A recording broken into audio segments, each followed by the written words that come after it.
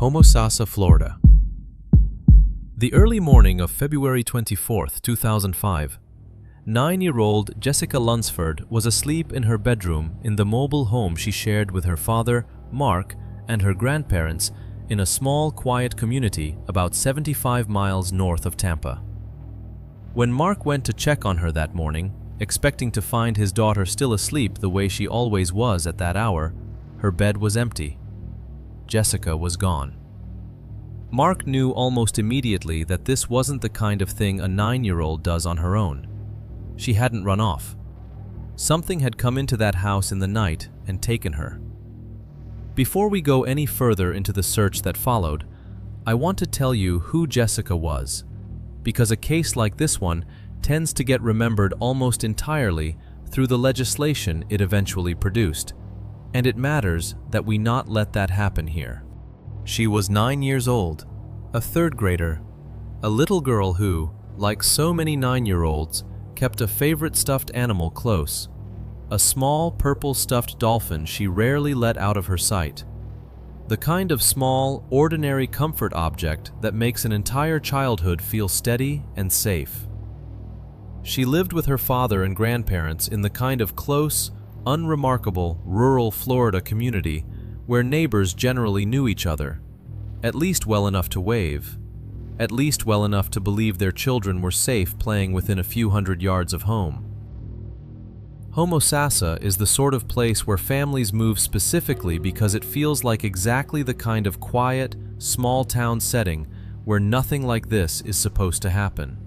The search that began that morning grew, within days, into one of the most intense manhunts in Florida's history, drawing in hundreds of law enforcement officers, FBI agents, volunteers, and national media attention almost immediately, transforming a quiet stretch of Citrus County into the center of the country's attention for the following 3 weeks.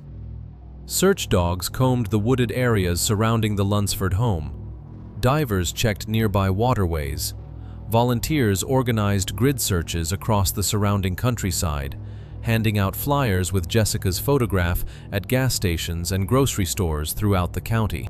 Jessica's father, Mark Lunsford, became the public face of that search, appearing constantly in front of cameras, pleading for his daughter's safe return, refusing to let the story fade from national attention for even a single day, standing at podium after podium with a kind of raw, unfiltered desperation that made the entire country pay attention in a way many missing children's cases never managed to achieve. Citrus County's sheriff at the time would later describe an entire community gripped by an overwhelming, sinking sense that something far worse than a simple disappearance was unfolding, a feeling that deepened with every day that passed without any sign of her. Investigators worked through an enormous volume of leads in those first weeks. At one point, they focused briefly on the possibility that a school contractor might have been involved. Someone who had done work at Jessica's school, and briefly seemed to fit the profile detectives were building of a person with plausible access to her. That lead ultimately went nowhere, but it was serious enough at the time that it later shaped part of the legislative response to this case, adding new screening requirements for anyone working in close proximity to children in Florida schools, a protective measure born directly out of a theory that turned out to be wrong, but exposed a real vulnerability regardless. Tips poured in from across the state and beyond, each one chased down by an already overstretched task force working around the clock, sorting through the ordinary noise of a national manhunt in search of the one detail that would actually matter. But the actual answer to what had happened to Jessica was, in the end, almost unbearably close the entire time. Living in a mobile home, roughly 150 yards from the Lunsford family's own home, was a 46-year-old man named John Evander Cooey, a registered sex offender with a criminal history stretching back 3 decades, including a prior conviction for indecent exposure to a child. Cooey had never properly registered his current address with the state, the exact kind of quiet administrative gap that meant a documented, repeat sex offender was living. unmonitored and essentially invisible to the system meant to track him, a few hundred feet from a 9-year-old girl's bedroom window. I want to sit with that distance for a second, because I think it's the detail that makes this entire case so difficult to absorb. 150 yards. Close enough that Jessica had, in all likelihood, walked or ridden past that mobile home more times than anyone could count. In the completely unremarkable way children move through their own neighborhoods without a second thought. The kind of ordinary proximity that exists between literally every child in America and dozens of adults they will never think twice about. The man responsible for what happened to her wasn't a stranger who traveled from somewhere else specifically to find her. He was already there, living quietly within her own small orbit of home, invisible not because he was hiding particularly well, but because the system responsible for tracking someone with his exact history had simply lost track of him entirely. He wasn't hiding in plain sight through any particular cunning. He was hiding in plain sight because the paperwork that was supposed to follow him from address to address had, at some point, simply stopped following. For more than 3 weeks, the search continued without a single solid break. And then, in mid-March, investigators identified Cooey as a person of interest, connecting him to the area and to Jessica's disappearance through a combination of physical evidence and information from people who had briefly sheltered him after he fled the state, relatives who, once they realized who they had let stay with them and why, ultimately contacted authorities themselves rather than continue protecting him. He was located and arrested in Augusta, Georgia, on March 18, 2005, more than 3 weeks after Jessica went missing, having crossed state lines and stayed with family members who had no idea, at least initially, exactly what he'd done. Under questioning, Cooey confessed. He told investigators where to find her, ending 3 weeks during which an entire state had searched for a little girl who, it would turn out, had never actually left her own neighborhood at all. On March 19, 2005, searchers recovered Jessica's body in a shallow grave behind the mobile home where Cooey had been living, buried in the backyard, wrapped in plastic. She was found still holding the small stuffed dolphin she had carried with her that entire time, the one small, ordinary comfort that had stayed with her through whatever those final days actually held. I am not going to describe the specific circumstances of what was done to her beyond what's necessary to understand the scope of this crime, because Jessica was 9 years old, and she deserves better than to have the worst details of her final days turned into spectacle for anyone's entertainment. What matters, and what the court would later establish in exhaustive, devastating detail during a trial that left even hardened courtroom veterans visibly shaken, is that John Cooey kidnapped Jessica from her own bedroom, held her captive over the course of several days, and ultimately caused her death through an act of almost incomprehensible cruelty. The judge who eventually sentenced him described the crime as something that required him to pause more than once while reading the facts of the case aloud in open court, simply to compose himself, calling the sentencing itself a final accounting for a crime that had shaken an entire community to its core. Before we go further, I want to know who's sitting with this story tonight, because I think a story like this one deserves to be witnessed together rather than alone. If you're watching, drop your country and the time where you are down in the comments. I like knowing exactly how far Jessica's story has traveled, into homes and time zones far beyond that small stretch of rural Florida where she lived her entire short life. A place most of the world had never heard of before February of 2005, and has, in some quiet way, never entirely forgotten since. Just your country and your time, and then let's talk about what happened once John Cooey finally stood trial. Because this case changed far more than just one family's life.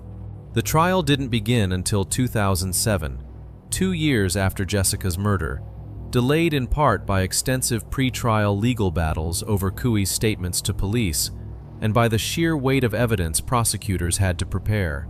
When it finally proceeded, The evidence against him was overwhelming. DNA evidence connecting him directly to the crime. Jessica's own fingerprints found inside the closet of his home, where investigators believe she had been held. And testimony from jail personnel who described Cooey repeatedly discussing details of what he'd done during his time in custody, seemingly unable or unwilling to stay silent about it even after his arrest. Prosecutors laid out a timeline built from physical evidence recovered from the trailer where Cooey lived, methodically walking the jury through exactly how each piece connected back to him, while the defense argued, largely unsuccessfully, that some of Cooey's statements to police should never have been admitted at all. The jury deliberated for roughly 4 hours. On March 7, 2007, they found John Evander Cooey guilty of first-degree murder, kidnapping, sexual battery, and burglary. He stood staring straight ahead, swaying slightly, as the verdicts were read aloud one by one. Later that year, in August, a judge formally sentenced him to death, citing Jessica's young age, Cooey's extensive prior history as a sex offender, and what the judge described as the deliberate, prolonged cruelty of the crime as aggravating factors that left him no other reasonable sentence to hand down. The judge told the courtroom that sentencing was, in his words, a final accounting, a closure, a reckoning. And he read the underlying facts of the case in enough detail that he had to pause more than once simply to compose himself before continuing. Cooey never faced execution. He died in prison of natural causes in September of 2009, while his case was still working its way through the appeals process, having never faced the sentence a jury and a judge had both determined he deserved, and leaving Jessica's family with a conviction, but no final, definitive closure of the kind an actual execution might have represented for them. There is a version of this story that ends there, with a conviction, a death sentence, and a natural death in a prison cell before the state ever had to carry that sentence out. A fairly ordinary true crime arc by the standards of this channel. A monster identified, tried, and removed from the world, even if he escaped the specific consequence a jury believed he deserved. But Jessica Lunsford's case didn't actually end in a courtroom in 2007. It became something considerably larger than one family's grief, because the central, unbearable fact underneath everything that happened to her was this: the man who took her life had already been convicted of a sex crime against a child once before, was legally required to register his address as a condition of that status, and simply hadn't, and nobody, anywhere in the layers of bureaucracy meant to prevent exactly this outcome, had caught the gap in time to matter. Mark Lunsford turned his daughter's death into a decade of relentless national advocacy, an almost singular second career built entirely out of grief and refusal to let his daughter's death be the only thing anyone remembered about her. He established a foundation in her name focused specifically on child safety education and support for other families living through the exact nightmare his own family had survived, appearing at rallies, vigils, and press conferences for other missing children's cases across the country, long after his own daughter's killer had already been convicted and sentenced. He testified before state legislatures and, eventually, before the United States Congress, pushing for exactly the kind of structural changes that might have kept a man like Cooey far enough away from his daughter to matter, traveling the country to speak with other grieving families and lawmakers alike, becoming, almost against his own will, one of the most visible child safety advocates in the country. Florida passed the Jessica Lunsford Act later that same year, in 2005, dramatically increasing mandatory minimum sentences for certain sex crimes against children, requiring lifetime electronic monitoring for the most serious offenders, and tightening registration requirements specifically designed to close the exact kind of gap that had let Cooey disappear from official oversight while living a few hundred yards from Jessica's own bedroom. The law also added new screening requirements for anyone working in close proximity to children in Florida's schools, a direct response to the early, mistaken focus on a school contractor during the initial investigation, ensuring that the specific fear that gripped investigators in those first days would translate into actual protective policy, regardless of whether that particular lead had panned out. What happened next turned Jessica's name into something that reached far beyond Florida's own borders. Within a few years, more than 40 other states adopted their own versions of the same legislation, generally referred to simply as Jessica's Law. Each one built around the same core principle, that a state's responsibility to track a known convicted sex offender doesn't end the moment that offender walks out of prison, and that the gap between conviction and genuine, effective monitoring is exactly where children like Jessica remain most vulnerable. Advocates and lawmakers across the country cited her case specifically, by name, in legislative sessions from coast to coast, an unusual and devastating kind of legacy for a 9-year-old girl to carry. It remains, more than 2 decades later, one of the most widely adopted pieces of child protection legislation in the country's history. A legal legacy built directly out of the worst 3 weeks of one family's life. In Citrus County, Florida, a physical memorial to Jessica still exists today, decades later. A Tree of Life plaque hanging in the lobby of the Citrus County Sheriff's Office, each leaf representing one of the many law enforcement units and community groups that took part in the search for her back in 2005. Local officials who worked the case as young deputies have described, 20 years on, still thinking about those weeks constantly, the particular weight of a case involving a child from their own small community.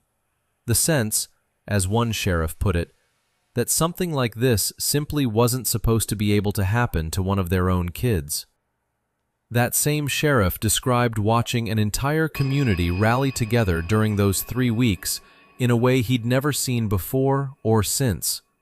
Hundreds of ordinary people volunteering their time, their trucks, their weekends, refusing to accept the idea that a 9-year-old girl from their own county might simply never be found. 20 years later, the case is still discussed in Citrus County not as ancient history, but as a permanent, foundational part of how the community understands itself, a marker of before and after.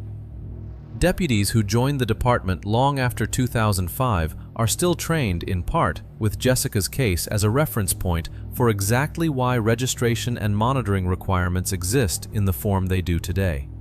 Her photograph, provided by her family to the sheriff's office in the earliest days of the search, remains one of the most recognizable images connected to any missing child's case in Florida's history.